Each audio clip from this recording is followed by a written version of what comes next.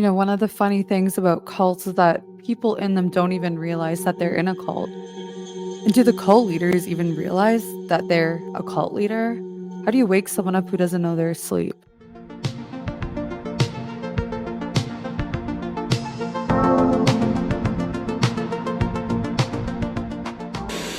What is up, you guys? Welcome back to No Pilled. For today's video, I wanted to get into the topic of cults.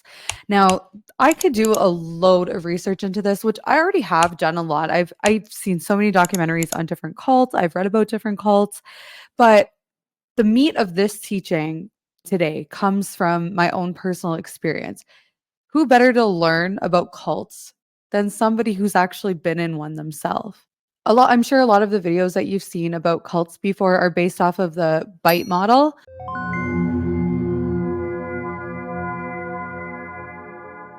But I have a whole laundry list of different identifiers for cults for you guys today. And hopefully, somebody watching this will be able to recognize these traits in a group that they belong to and get out. The word cult is a pretty broad term. It's usually referring to some kind of religious sect, but it can also refer to ideologies. A cult could even be something that you hold to in your day-to-day life, like a political view or a social view, any kind of movement that requires like a group think. That could even be a cult. But what I want to get into today is revolving more around the religious ideologies and sects. So, identifier number one. Having a very charismatic leader is something that you see in a lot of different cults. Now, if you're in a group or a church or any kind of like religious institution where the leader is very bold, very charismatic, and very likable, always suited up, dressed a certain way, that could be a good thing. That's not necessarily a cult. But a lot of cults just so happen to have these kind of leaders leading them. And these are the kind of people who there's something about them that just captures your attention. You want to hear them speak. You want to learn from them. There's something just so captivating about them. Another thing that you might use to identify whether or not you're in a cult is if when you joined, you received a lot of love bombing. So love bombing is when people will be extra friendly to you, really nice, filled with compliments. They're very validating. They're very loving and kind, like right at the beginning, especially. Everyone wants to be your friend, even though they don't even know you. They just make you feel really, really good. And this is a tactic that a lot of cults do to get people interested in coming back for more. Now, something a lot of cults and religions use, and that's why this one is a fine line, is fear of hell and punishment.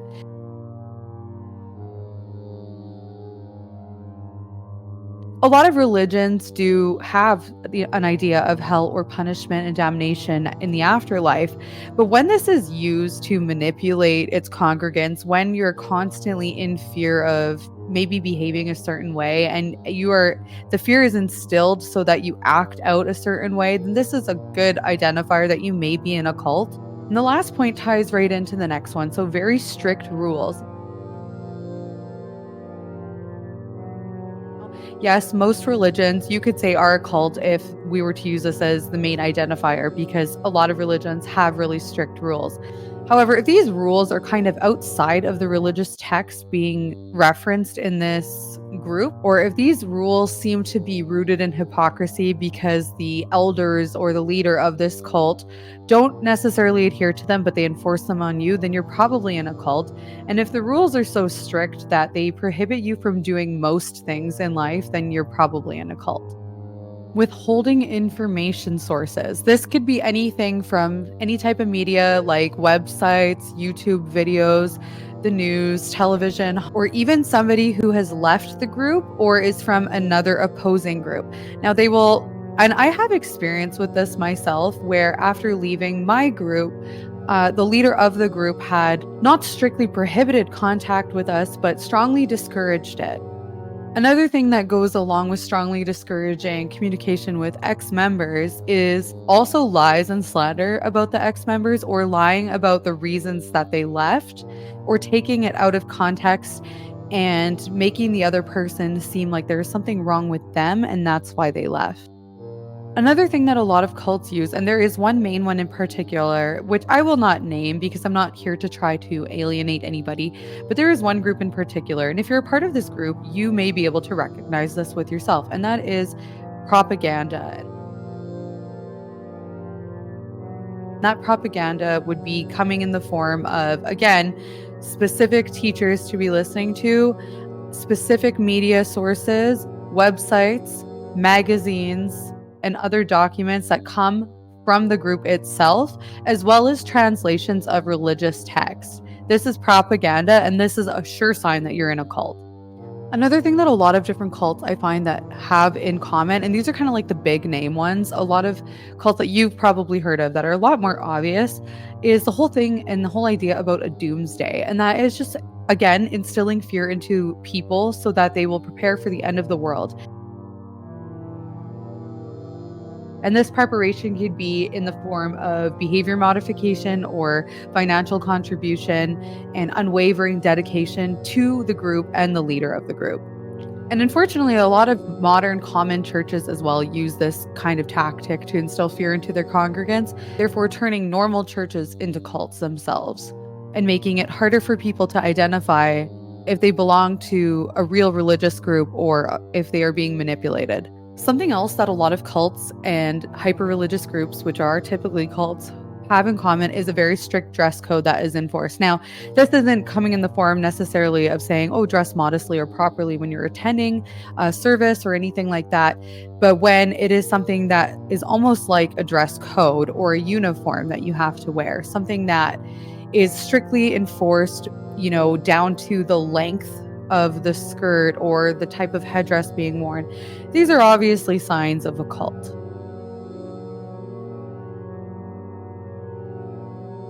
A lot of cults have a mindset as well of us versus them.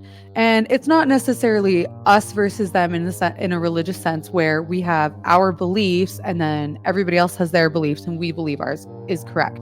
Because everybody on earth believes that they're correct about something. That doesn't necessarily mean that you're in a cult. Every religion says that it's the only way. So believing that your way or your belief is the objective truth is not necessarily a sign of a cult. However, when you have an us versus them mentality of that specific cult, that very niche select group versus the world, then this becomes cult territory. When they separate people into two categories, the us, our specific group, and that anyone outside of our specific group is the others. And if they are not within this group, then again, things like hell and damnation is their ultimate fate. Now, a lot of cult leaders, whether they are singular or if you have a whole board of elders, will claim to have secret knowledge from God. This is knowledge that only they have because God spoke to them directly, because they are a man or a woman of God. And this is something that not just any congregant or group member has access to. This is only the very faithful, especially the leader. And that is why a lot of people fall into the trap of unwavering dedication to these cult leaders, is because they are brainwashed into thinking that their leader has heard directly from God. And so hearing from them is like hearing from God himself. Another thing that a lot of cults have in common, and this is something that I have experienced personally, is an idea of excommunication. This doesn't mean that you are kicked out of the group and that you're never allowed to contact the group again. However, this does imply that communication with you can lead to things like confusion or backsliding or other things like sin, and that is strongly discouraged. You also may be excommunicated and still going to this group where people will just completely ignore you and you will be shunned. Shunning is a form of excommunication in a way.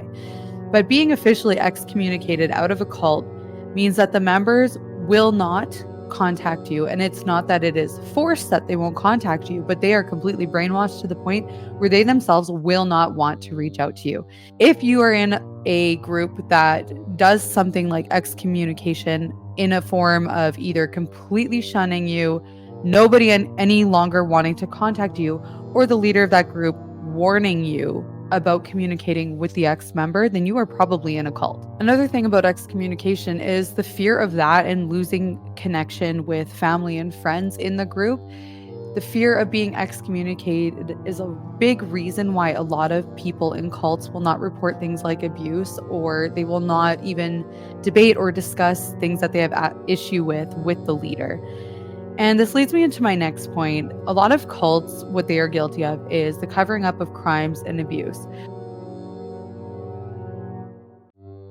Abuse is something that is rampant in cults.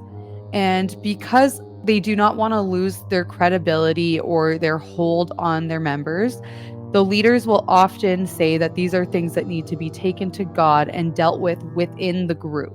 And crimes will go unreported as well as abuse. Another thing very common in cults is polygamy. And the polygamy in the cults is also often very hypocritical, where the pastor, the leader, the minister, whatever his name is, the prophet, which is another sign of a cult, will have multiple wives, many underage. However, some others may be limited to the amount that they're allowed to have.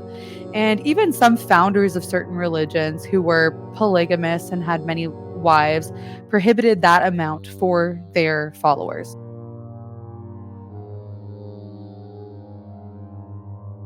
Cults in some way have to be funded. So one of their tactics as well is something like financial manipulation and financial abuse. And you'll often hear, if you're in a group, that you must give money to God's people, you must give money to the house of God, things like that.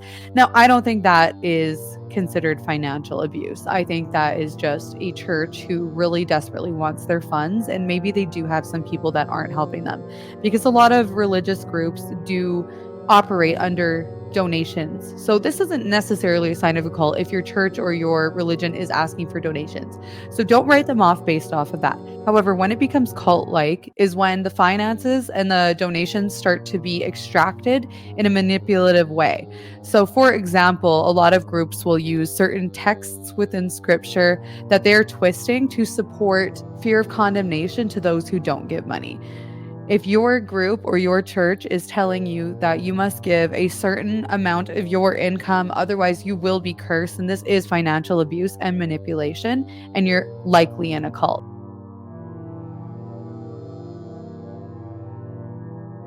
If you're in a religious circle or political or whatever ideology you may be under, if you're in a circle like that where the leader cannot be corrected, then you're probably in a cult. I have experience with this as well. And it's not that the leader won't listen to the correction, won't hear you, or won't even bring it up in a discussion or a debate.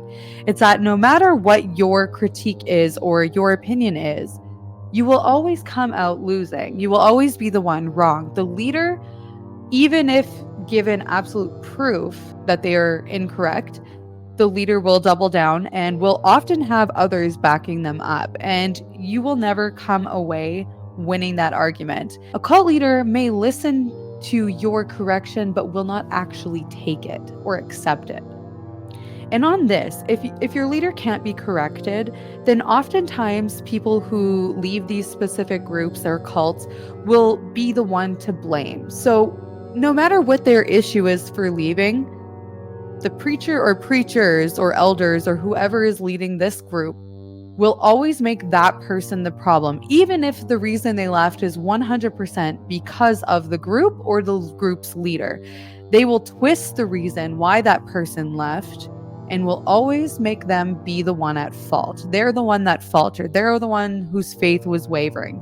They're the one that had an issue that was petty and they left. Don't talk to them. They might confuse you.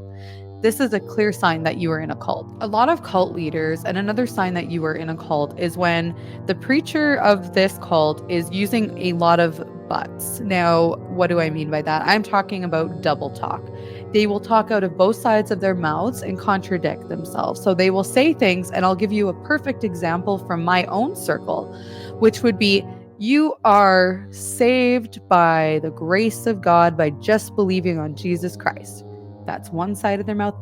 Then, but if you really believed, you will adhere to such and such a guideline, this strict rule, etc., etc. This is the best example of double talk out there, and many of you watching this can probably relate and are probably in these kind of cults as well. Now, how do you know if you're about to get into a cult? So you might be not even in a cult yet, but you might be talking to somebody, or you might have people showing up at your door, or you might even have a friend who's trying to get you to join them on a Sunday morning. How do you know? Usually the recruitment for cults is really shady. They won't always be upfront about the name of their organization or what they believe in. They might approach you under a totally different subject, and then the indoctrination will happen over time once you actually start attending their meetings or their services or whatever it is, once you pay for a membership, whatever. And I had a specific group come to my door. Here's a good example of this. And it was actually quite recently. And they were two finely dressed gentlemen. And at first I thought they were just canvassers, maybe trying to, sell something. But then they got into a political discussion right away and had a whole pamphlet on this specific topic. And they had asked me what I thought about climate change. And I thought this was some kind of political party that wanted to talk about it. And so we're discussing a little bit. And then they started saying, well, in God's word. And then they got into that. So it was under false pretenses, and it was used to get the conversation going. And if you're a part of this group, you've probably used this tactic when you go door to door. Well, you'll talk about something totally unrelated and then relate it back towards your religious text, also not identifying yourself.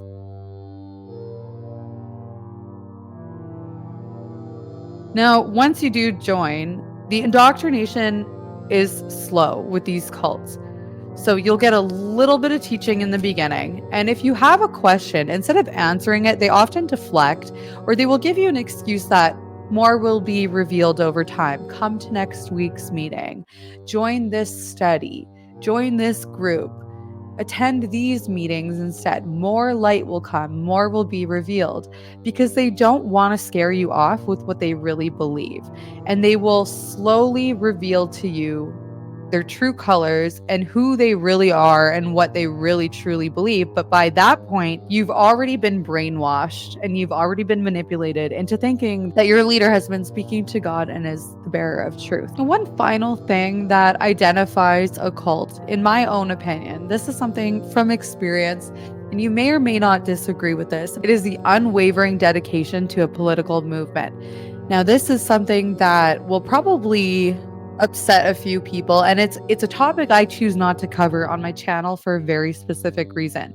But a lot of cults will get you to pick sides when it comes to certain political movements. And they will talk out of two sides of their mouths, because if you disagree with a certain movement that they adhere to and you leave their group, they will say you're petty and you're causing and stirring up division. But they themselves will say that if you don't adhere to this specific political ideology, then you are of the devil, or you are evil, or you are not really a believer, or you're damned and you're condemned and you're going to hell because you don't agree with them and you haven't yourself picked a side. Has come up a lot recently in churches and different religious groups because of a specific war. And if you don't pick this one specific side that they live and breathe, then you're not one of them. And you're often shunned or spoken ill of for thinking that way. And people will go as far as to say you're not even a believer, you're not even just a Christian, for example, if you don't adhere to things like